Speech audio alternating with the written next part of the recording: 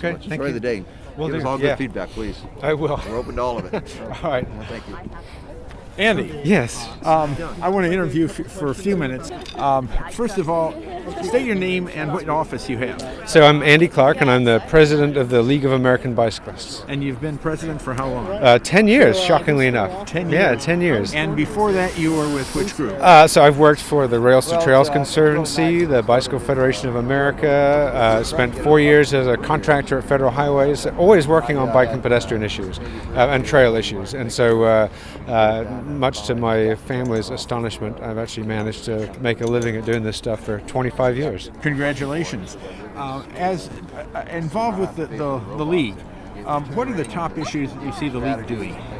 So we have a national advocacy program, so we're trying to make sure that the next transportation bill has adequate funding for bicycling and walking, and trying to make sure that the federal agencies are doing the things they need to do to enable state and local governments, like the city of Indianapolis, like the state of Indiana, to create this kind of infrastructure, to build this kind of amenity for their communities.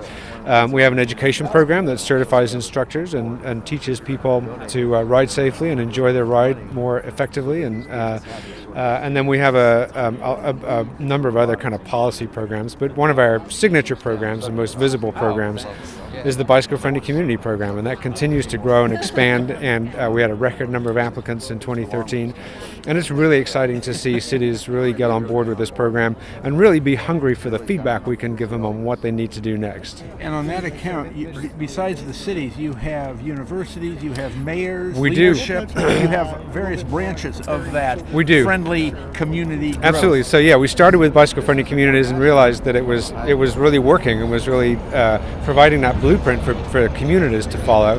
And businesses wanted the same thing, and universities were a logical next step.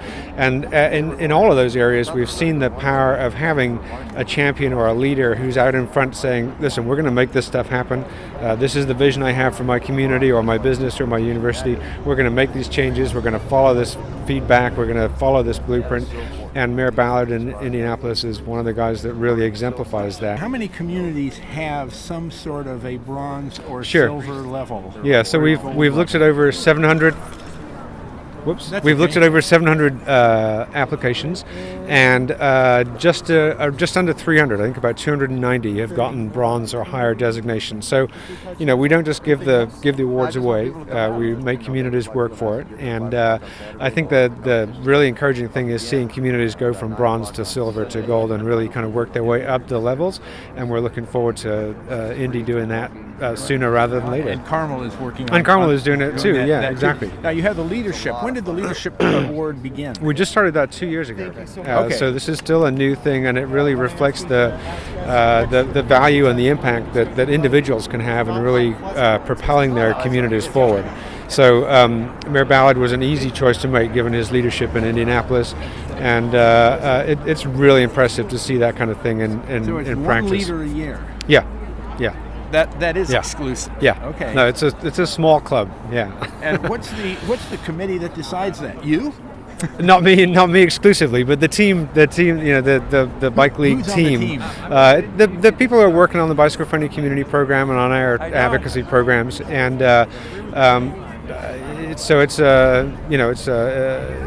not a juried selection panel by any means, but we've selected people who we can see are really making a difference, really using our programs. Of course, there's some self-interest in it, but it's really people who are using the blueprint, who are really making a difference nationally, and I think most importantly are the people that other communities are looking to and saying, well, how are they doing that there, and what can we do to get a mayor like that in our community? That's really the kind of test that we see Mayor Ballard passing with flying colors. He's really inspirational. People really look for that kind of leadership in their community and are particularly impressed when they see it and want a piece of it. Excellent. What's else on your agenda for the next few months? What cities you're going to, or what items? Well, so we just inked a new deal with Trek, one of our sponsors, to actually go, and we're going to be doing 100 visits like the one we're doing today in Indianapolis, in communities around the country, where we're going to be providing kind of instant feedback or an audit of the community and their bicycle-friendly status. So we're going to be just taking a look around with a bike ride. We're going to be working with the retailers and the local advocacy community here and providing some feedback and some commentary on what we see and what we think can really help make a difference moving forward. So we're going to be doing that. Indianapolis is kind of a test. We've done one prior to this in Madison with a bunch of people from Trek. We've done one in Madison, Wisconsin. I should specify. That's right. And we've done one in Harrisonburg, Virginia, just because that was next up. So this is the third one of these that we've done, and we're really looking at this to help kind of set the tone for the way these meetings go around the country. What's happened with the idea of a three-part merger between the league and two other groups? Yeah, it didn't come up. We weren't able to iron out the kind of cultural differences between the organizations and the different roles that we play. And I think all three of us are glad we went through the exercise and are proud of the way we've come out of it and feel stronger, better, more self-aware, more self-assured as a result of going through that process. So it's not gonna happen anytime soon. We're still able to work well with those other organizations. We share an office and have a partnership program with the Alliance for Biking and Walking that we're very proud of. And we're looking forward to... So there is a lot of sharing between the different groups. Yeah. Okay. Yeah. Well, thank you very much. Okay, thanks very much. Thank you for being here. Always happy to be in Indianapolis.